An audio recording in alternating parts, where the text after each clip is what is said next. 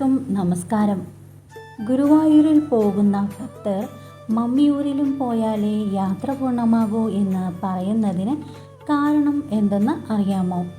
പരീക്ഷിത് മഹാരാജാവിൻ്റെ അന്ത്യത്തിന് കാരണക്കാരനായ തക്ഷകൻ്റെ വംശത്തെ മുഴുവൻ ഇല്ലാതാക്കാൻ നടത്തിയ ഭീകരയാഗത്തിൻ്റെ ഫലമായി കുഷ്ഠരോഗം പിടിപെട്ട് നരകയാതന അനുഭവിച്ച ജനമേജയൻ ഒടുവിൽ ദത്താത്രേയ മഹർഷിയുടെ വാക്കുകേട്ട് ഗുരുവായൂരിൽ പോയി ഭജനം ആരംഭിച്ചു.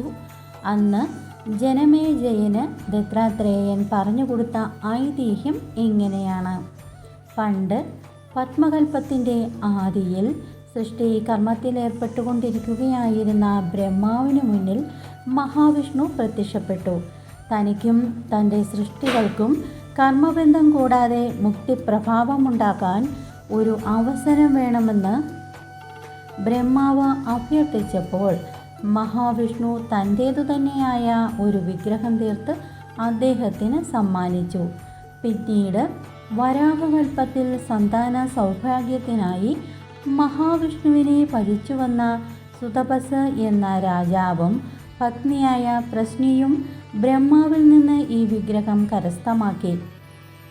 അവരുടെ പ്രാർത്ഥനയിൽ സംപ്രീതനായി അവർക്ക് മുന്നിൽ പ്രത്യക്ഷപ്പെട്ട ഭഗവാൻ താൻ തന്നെ 4 ജന്മങ്ങളിൽ അവരുടെ മകനായി അവതരിക്കാമെന്ന് അരുൾ ചെയ്തു. തുടർന്ന് സത്യയുഗത്തിലെ ആദ്യ ജന്മത്തിൽ ഭഗവാൻ സുതപസിൻ്റെയും പ്രശ്നിയുടെയും പുത്രനായി പ്രശ്നിഗർഭൻ എന്ന പേരിൽ അവതരിച്ചു. പിന്നീട് സുതപസും പ്രശ്നിയും കശ്യപനും അതിഥിയുമായി പുനർജനിച്ചപ്പോൾ ത്രേതായുഗത്തിലെ 2ാം ജന്മത്തിൽ ഭഗവാൻ അവരുടെ പുത്രനായി വാമനൻ എന്ന പേരിൽ അവതരിച്ചു. പിന്നീട് ത്രേതായുഗത്തിൽ തന്നെ അവർ ദശരഥനും കൗസല്യമായി പുനർജനിച്ചപ്പോൾ ഭഗവാൻ അവരുടെ പുത്രനായി ശ്രീരാമൻ എന്ന പേരിൽ അവതരിച്ചു. തുടർന്ന് ദ്വാപരയുഗത്തിൽ അവർ വസുദേവരും ദേവകിയുമായി പുനർജനിച്ചപ്പോൾ ഭഗവാൻ അവരുടെ പുത്രനായി ശ്രീകൃഷ്ണൻ എന്ന പേരിൽ അവതരിച്ചു.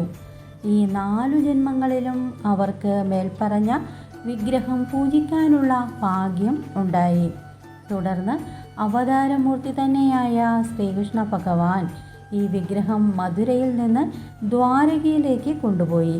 അവിടെ അദ്ദേഹം ഒരു ക്ഷേത്രം പണിത് ഈ വിഗ്രഹം പ്രതിഷ്ഠിച്ചു. എന്നും രാവിലെ ഭഗവാൻ ഭക്തിമാരായ രുക്മിണിക്കും സത്യഭാമയ്ക്കുമൊപ്പം ക്ഷേത്ര ദർശനം നടത്തിയിരുന്നു. ഒടുവിൽ ദ്വാപരയുഗം കഴിഞ്ഞ് ഭഗവാൻ സ്വർഗാരോഹണത്തിന് ഒരുങ്ങുമ്പോൾ തൻ്റെ ഭക്തനായ ഉദ്ധവരോട് താൻ പൂജിച്ച വിഗ്രഹമൊഴികെ മറ്റെല്ലാം നശിക്കുന്ന ഒരു പ്രളയം 7 ദിവസം കഴിഞ്ഞുണ്ടാകുമെന്നും അതിൽ രക്ഷപ്പെടുന്ന വിഗ്രഹം ദേവഗുരുവായ ബൃഹസ്പതിയെയും വായുദേവനെയും ഏൽപ്പിക്കണമെന്നും അറിയിച്ചു. ഉദ്ധവർ പറഞ്ഞതുപോലെ തന്നെ ചെയ്തു. കടലിൽ നിന്ന് പൊക്കിയെടുത്ത വിഗ്രഹവുമായി ബൃഹസ്പതിയും വായുദേവനും സഞ്ചരിക്കുന്ന വഴിയിൽ ഭാർഗവ ക്ഷേത്രത്തിൽ ഒരിടത്തെത്തിയപ്പോൾ പാർവതി പരമേശ്വരന്മാരുടെ താണ്ഡവ നൃത്തം ദർശിച്ചു. തുടർന്ന് അവരുടെ അനുമതിയോടെ വിഗ്രഹം പ്രതിഷ്ഠിച്ചു.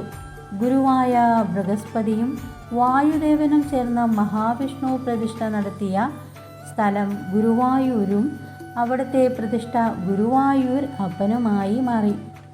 ഈ പുണ്യമുഹൂർത്തത്തിൽ പങ്കെടുത്ത പാർവതി പരമേശ്വരന്മാർ പിന്നീട് ശക്തി പഞ്ചാക്ഷരി ധ്യാനരൂപത്തോടെ മമ്മിയൂരിൽ സ്വയംഭൂവായി അവതരിച്ചു.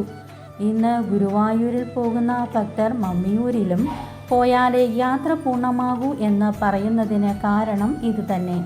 ഇതിന് കഴിയാത്തവർ ഗുരുവായൂർ ക്ഷേത്രത്തിലെ ഭഗവതി നടയിൽ തൊഴുത് പ്രദക്ഷിണം വെച്ച് ശ്രീകോവിലിൻ്റെ വടക്കു കിഴക്കേ മൂലയിലെത്തുമ്പോൾ വടക്കു പടിഞ്ഞാറ് ഭാഗത്തേക്ക് നോക്കി തൊഴുന്നു.